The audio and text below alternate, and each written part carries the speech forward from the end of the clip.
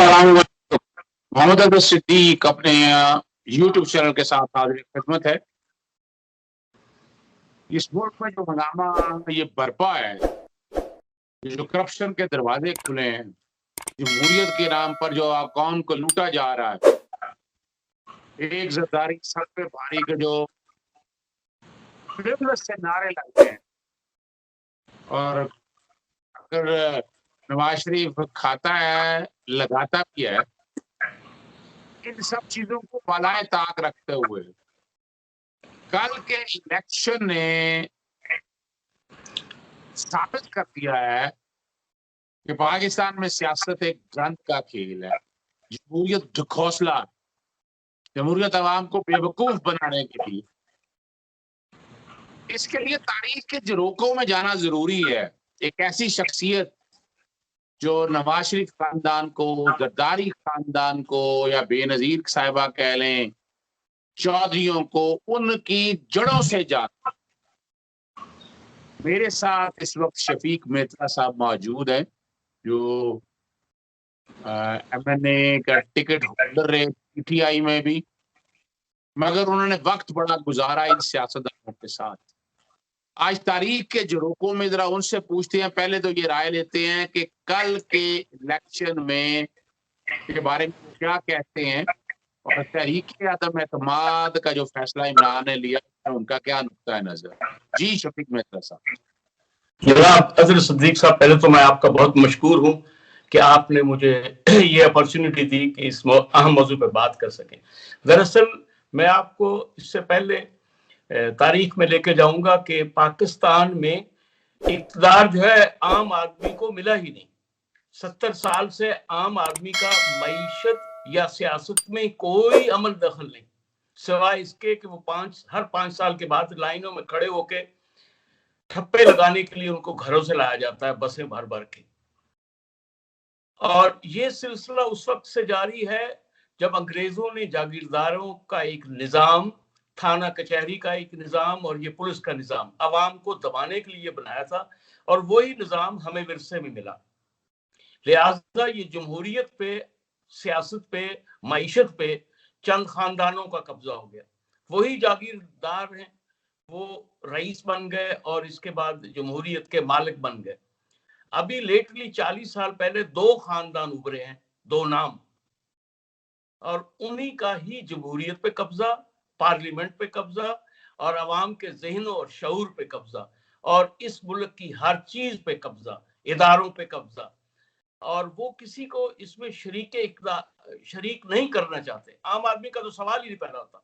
इमरान खान ने हिम्मत की और उसने, वो अल्लाह सुब्हाना ताला ने एक फरिश्ता बना के भेजा कि इस निजाम को तोड़े और इस निजाम की आंखों में आंखें डालकर बात करे। निजाम, ये करप्शन का निजाम और ये जागीरदारी का और कुव्वत का और अवाम पे बालादस्ती का ये निजाम जो है, ये बड़ा ही मजबूत निजाम है। बाज़ मुझे खौफ आता है कि इमरान खान अकेला ही ना उसको लड़ना पड़े, और वो लड़ रहा है। अल्लाह सुब्हाना ताला ने उसको इतनी ताकत दी। अब मैं चाहता हूं कि हम लोग उसके साथ खड़े हो जाएं, को हमालिया की तरह, वरना कामयाबी बहुत मुश्किल है। इन दोनों खानदानों ने जमहूरियत का नाम तो लिया, लेकिन आप देखें, नवाज शरीफ के बाद मरियम के बाद सफदर के बाद उसका बेटा, और दूसरी तरफ जुल्फकार अली भुट्टो के बाद बेनजीर के बाद वासिफ जरदारी वसीयत लेके आ गए। मैं एक बात गुजारिश, मुझे अभी थोड़ी देर पहले सऊदीया से कॉल आई, PTI के डाई हार्ट सपोर्टर थे और रो रहे थे। वो कह रहे थे 3 दिन से मैं सोया नहीं कि जो कुछ इस मुल्क में हो रहा है। और वो जो लफ्ज आप कहते हैं, वो कहते हैं अगर इमरान खान चला गया तो इस मुल्क के साथ बहुत ज्यादती होगी, ये मुल्क ऐसे अंधेरों में चला जाएगा कि ये निकल नहीं सकेगा, चूंकि इस वक्त तमाम करप्ट माफियाज इकट्ठे हो चुके हुए हैं। मैं रखू तारीख के औराक से कि इन खानदानों का करप्शन का तरीका कार क्या है। जैसे अभी आपके सामने वोट की लेन देन आपके सामने आ गई, आप तो तारीख के झरोकों में ये सारा जानते हैं, मोटरवे स्कैंडल से शुरू होके हबको के ऊपर बाकी सारी चीजों को, और जरदारी साहब के करीबी उनके वाले साहब के कॉन्टेक्स्ट में भी बहुत कुछ जानते हैं। जरा वो थोड़ा सा कुछ बताना चाहेंगे आज आप? मैं अदर सदीक साहब, उस एज ग्रुप से ताल्लुक रखता हूं जिससे इमरान खान, आसिफ जरदारी, नवाज शरीफ और शहबाज शरीफ का ताल्लुक, उसी एज ग्रुप से। अब मेरे एज ग्रुप के लोग ब्यूरोक्रेसी में भी हैं, आर्मी में भी हैं, इदारों में भी हैं, बिजनेसमैन भी हैं, और हर जगह वो उनकी एक पार्टिसिपेशन है। इसलिए मुझे बहुत मालूमात है। जब इक़्तिदार पे जनरल ज़ियाउल हक ने कब्जा किया तो उन्होंने ऐसा एक खानदान ढूंढा, बल्कि जनरल जिलानी के जिम्मे थे कि ऐसा खानदान जो पीपल्स पार्टी का मुकाबला कर सके। तो चूंकि मियां शरीफ के पास पैसा था तो ये खानदान जो है इसको आगे लाया गया, और इसके बाद तमाम ज़राए आमदनी, सियासत, जमहूरियत सब एक घर में चली गई। दूसरी तरफ पीपल्स पार्टी आ गई, तो पीपल्स पार्टी और बेनजीर और नवाज शरीफ के आपस में जो इख्तलाफात, और इसके बाद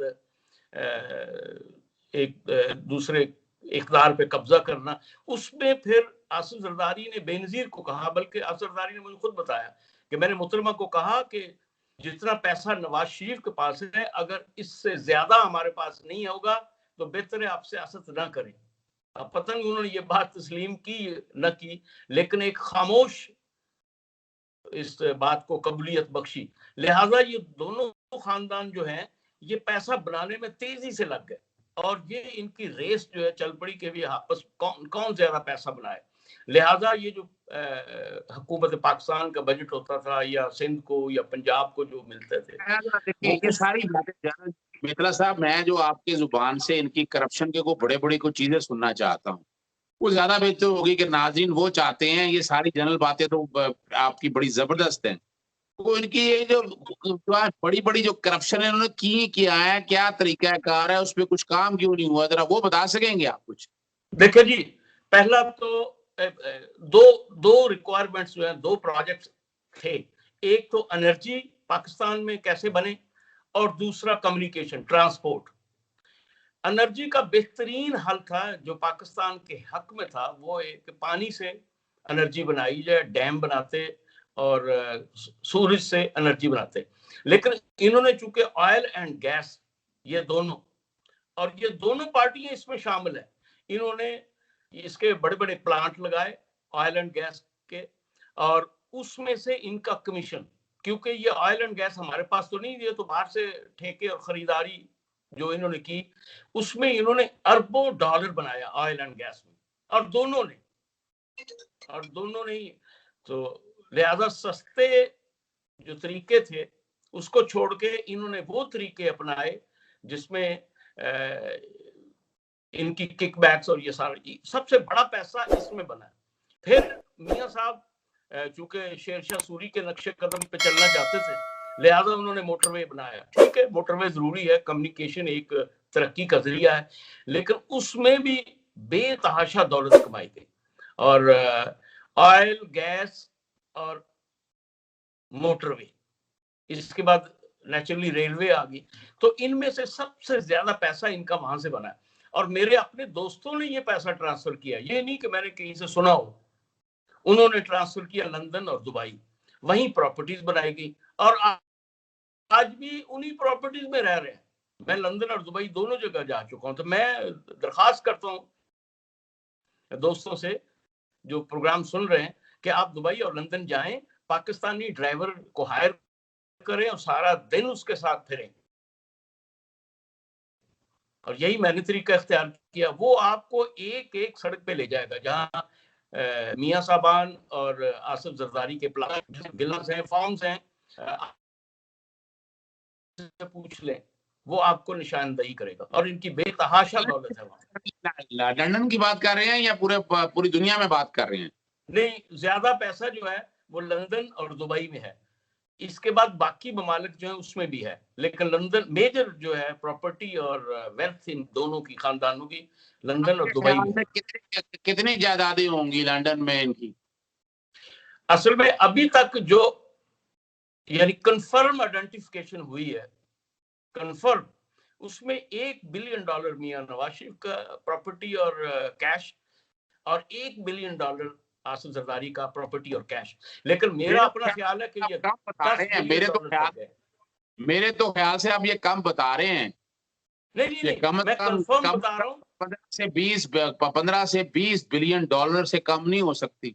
जी नहीं, अभी जो 1 बिलियन डॉलर ईच जो प्रूव हो गए, यानी जो इन राइटिंग। लेकिन आपको डिटेलें तो सारी पता है ना इनके हाँ, सारे में, आपको इनके अकाउंट्स भी पता है, पैसा कहाँ से आना था।